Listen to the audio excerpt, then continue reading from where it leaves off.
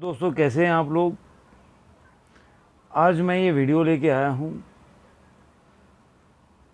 थोड़ा मुश्किल है बनाना, लेकिन सोचा कि आप लोगों के साथ भी शेयर करना चाहिए। आप लोग एक मेरी फैमिली है यूट्यूब के, जिससे मैं अपने विचार भी शेयर करता हूँ।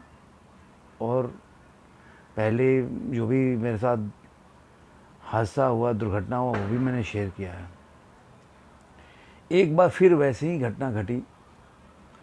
कल 24 अक्टूबर को मेरी लड़की है, बेटी, उसका बर्थडे था।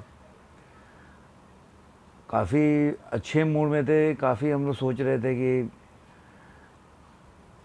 अभी कोरोना पेंडेमिक से बचा के और कुछ अच्छा सा कुछ अरेंज करे, घर पे ही या बाहर रेस्टोरेंट में कुछ मतलब ऑर्गेनाइज करना चाहते थे, सेलिब्रेशन करना चाहते थे।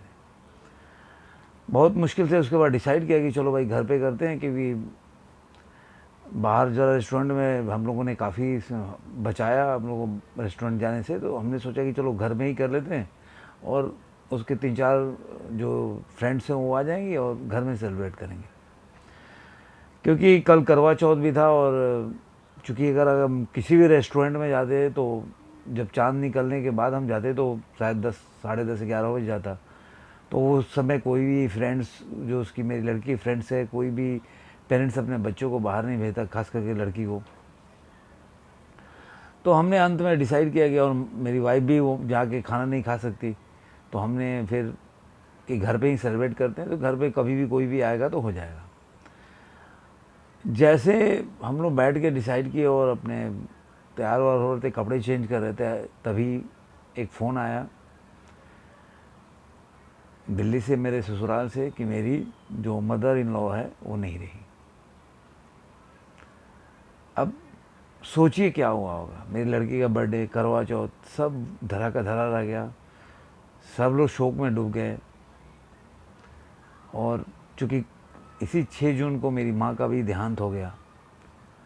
अब दोनों तरफ से माँ जो थी, दोनों तरफ की माँ चली गई, और माँ माँ होती है।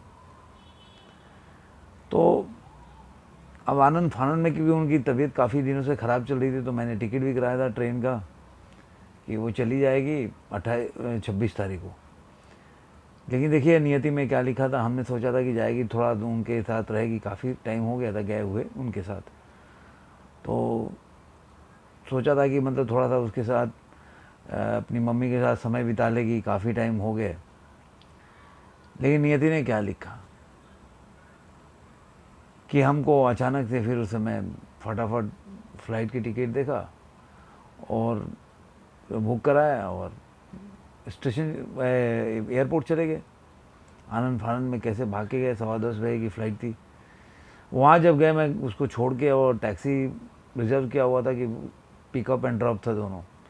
तो मैंने कहा कि अब भाई साहब यहीं पे खड़े रहो, मैं थोड़ी देर में आ रहा हूँ। जब मैं बाहर वाइफ को छोड़ के निकला और टैक्सी की तरफ बढ़ा, तो वाइफ ने पीछे से आवाज़ दिया कि अरे यार, ये बोल रहे हैं 25 अक्टूबर की टिकट है। और आप विश्वास कीजिए, मैं 3 बार चेक किया था और 24 अक्टूबर ही डेट डाला था। खैर जो हुआ सो हुआ। हम गए वहाँ पे, काफ़ी बहस हुआ उन लोगों से। वो फिर एक बंदे ने बोला कि मतलब आप दूसरी टिकट ले लो या इसको एक्सचेंज कर लो।